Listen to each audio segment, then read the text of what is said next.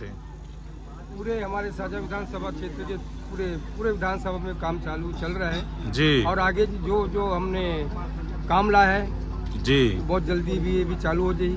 बहुत से काम चालू होना है जी। ये कुछ अभी मंडल अध्यक्ष चुनाव सदस्य जो कुछ बीच में रुकावट आ रही से जी जी ये बहुत जल्दी ये चुनाव जैसे कि अभी नगरीय निगम चुनाव है, जी। सरपंच चुनाव है, जी ये चुनाव के लिए कुछ दिन के लिए और ब्रेक लगी। चुनाव जब तक नहीं हो जाते जी। क्योंकि अपन जाके भूमि पूजन उद्घाटन तो नहीं कर सकते। जी जी जी जैसे ही ये चुनाव